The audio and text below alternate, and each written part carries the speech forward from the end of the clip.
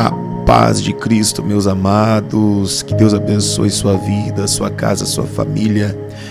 Que bom que você está aqui hoje para mais uma vez desfrutarmos de uma palavra de Deus juntos. Hoje eu quero falar sobre o tema: se creres, prosperarás. Quem está em busca da plenitude do Espírito, prospera. Pode ter certeza disso. Então, vamos para o vídeo.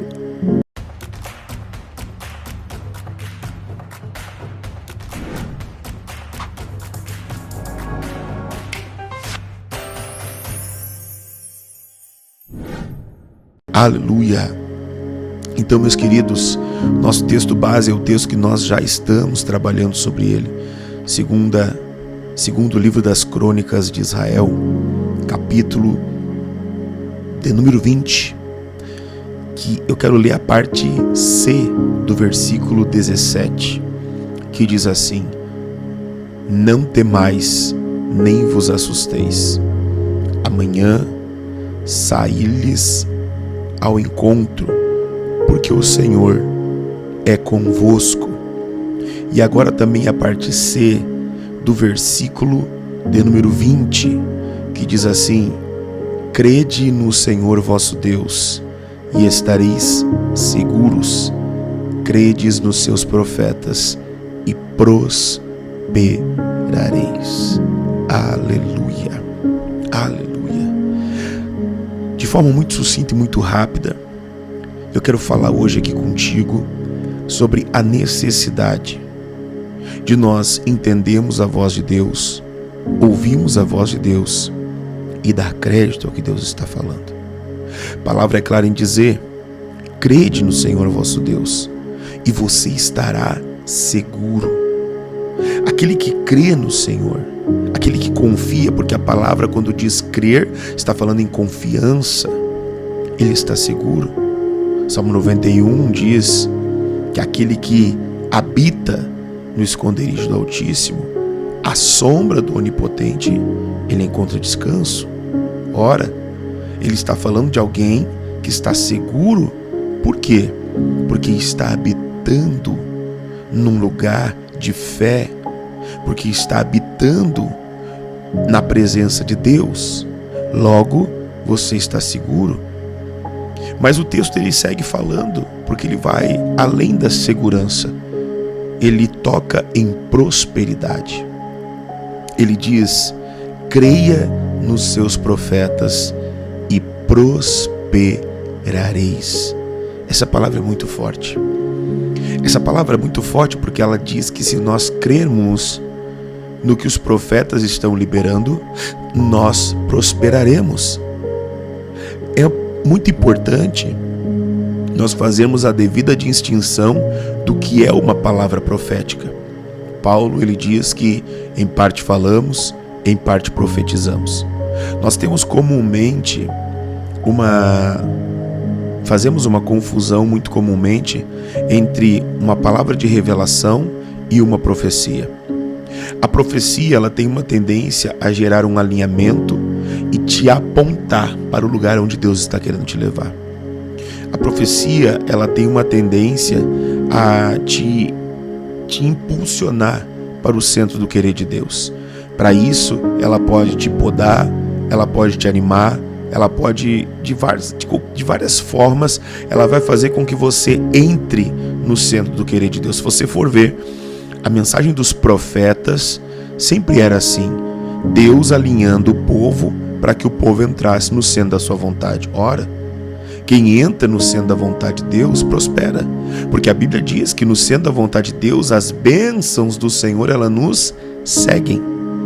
Então a palavra profética, quando nós recebemos uma palavra profética, uma palavra de alinhamento sobre a nossa vida, a tendência é nós estarmos sendo impulsionados para o centro do querer de Deus. Por isso que a Bíblia diz: dê crédito aos profetas e prosperareis. A diferença da palavra de revelação é que a palavra de revelação, ela tem uma tendência mais a chamar a atenção para que Deus está fazendo algo. Ela pode te revelar algo que muitas vezes não vai fazer muita diferença na sua vida. Por exemplo, a pessoa pode revelar o nome de alguém que somente você sabe. Ela pode falar sobre algo que está acontecendo na sua vida que somente você sabe. Isso é revelação. Embora isso não gere edificação na sua vida, a revelação ela faz um apontamento de que é uma manifestação do poder de Deus. A revelação ela tem uma tendência a evangelizar, sabe? Trazer aquele ato sobrenatural para uma reunião, para as pessoas que estão vendo, para aqueles que estão ouvindo, normalmente como uma, digamos, prova, se é que pode se fazer isso, de que Deus ele está fazendo algo. Então, às vezes nós vamos ver uma pessoa, um profeta, porque normalmente o profeta, ele também carrega o dom de revelação. Isso é uma tendência, não é todos. Por quê? Porque em parte falamos e em parte profetizamos. É importante saber também que nem todo aquele que profetiza é profeta.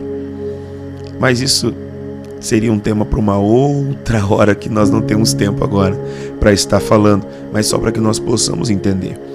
Então, muitas vezes uma palavra profética é liberada e não necessariamente por um profeta, mas muitas vezes também aquela palavra é liberada e o profeta diz assim, para que tu saibas que é eu que falo contigo, assim, assim, assim, assim. Então ele libera uma palavra de revelação. Uma palavra de revelação.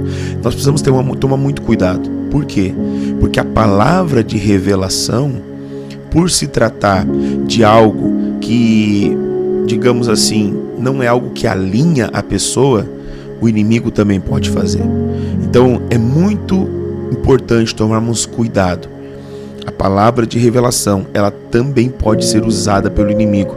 Haja visto Atos dos Apóstolos, a Bíblia diz que Paulo e Silas, eles expulsam um demônio de uma menina que carregava um espírito de adivinhação e que dava muito lucro aos seus senhores. Então nós precisamos, por isso que a Bíblia diz que é bom nós buscarmos o dom de discernimento de espírito. Discernimento de espírito. Por quê? Porque o dom de revelação, ele também pode facilmente ser confundido ou vice-versa com a adivinhação, e essa não provém do Senhor. Então precisamos tomar esse cuidado. Mas no que diz respeito à palavra profética, quem crê nos profetas prospera. E sabe qual é a tendência da palavra profética? Normalmente ela te tira de uma posição de conforto. Normalmente a palavra profética, ela vem com um propósito, diferente da revelação. A revelação, ela normalmente fala algo que, digamos assim, que vai acontecer. Mas a palavra profética, ela te empurra para algo.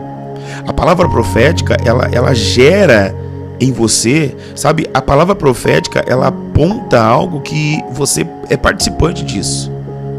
Ela tem uma tendência a ser assim. Então, não que seja regra, mas via de regra é isso que acontece. Então, a palavra profética normalmente ela gera um confronto, ela gera algo na nossa vida. Quer ver um exemplo? Salmo de número 1. O Salmo número 1 diz assim, ó, bem-aventurado o varão que não anda segundo o conselho dos ímpios, nem se detém no caminho dos pecadores, nem se assenta na roda dos escarnecedores, antes tem o seu prazer na lei do Senhor, e na sua lei ele medita de dia e de noite. Pois será como uma árvore plantada junto ao ribeiro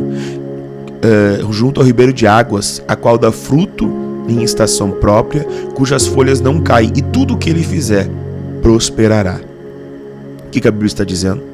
A Bíblia está falando ela está fazendo um paradoxo entre duas pessoas, uma que anda segundo o conselho dos ímpios, mas bem-aventurado o homem que não faz isso. Por quê? É uma pessoa que não anda segundo o conselho dos ímpios.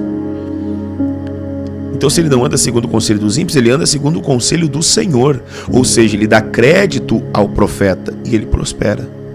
E ele prospera. A palavra de Deus também fala em Amós, ele vai dizer o seguinte, Amós 3, verso 7. Certamente o Senhor Deus não fará coisa alguma sem primeiro revelar o seu segredo aos seus servos profetas. É muito importante nós entendermos que todas as vezes que Deus está para fazer algo importante, Ele revela aos seus profetas. Ele sempre dá um sinal. Deus sempre manifesta alguma coisa antes de fazê-lo. através dos seus profetas, através de uma palavra, através do nosso coração queimando. O Senhor, Ele manifesta isso, para que nós possamos ficar atentos ao que Ele está fazendo, ou para permanecer firme, ou para nos converter dos nossos maus caminhos. Então você que está buscando a plenitude do Espírito Santo na sua vida, nós que estamos buscando a plenitude do Espírito Santo na nossa vida, precisamos dar crédito aos profetas, e assim nós prosperaremos. Esse é um tema que dá muita conversa. Podemos ir longe aqui, mas nosso vídeo ele tem um propósito de ser um vídeo curto, te deixar com fome, te deixar com sede, porque amanhã nós estamos aqui de novo, para a glória de Deus. Eu quero orar contigo. Pai, obrigado, Jesus. Obrigado por este tempo, obrigado por este momento e por esta palavra. Que ela possa, Senhor Jesus, confrontar o nosso coração e nos converter dos nossos maus caminhos. Tem coisas, Pai amado, que nós fazemos e não queremos. Assim como o salmista, nesse texto que tanto temos mergulhado nele, Senhor, livra os meus olhos das coisas vãs. Ele pediu que o Senhor livrasse ele de algo que ele poderia fazer, mas não conseguia. Eu oro por essa pessoa hoje também, que tenta com muito esforço te agradar, mudar de vida, mas não tem conseguido. Pai, ajuda, estende a tua mão, transforma a vida dessa pessoa, em nome de Jesus. Pai, nós queremos pedir, fala ao nosso coração, não te cala diante das nossas necessidades, diante, Pai amado, das nossas aflições, mas usa e levanta profetas no nosso meio, para que possam nos direcionar ao centro do teu querer. Assim nós oramos e te agradecemos. Amém, amém, amém. Que Deus te abençoe, meu amado, minha amada irmã.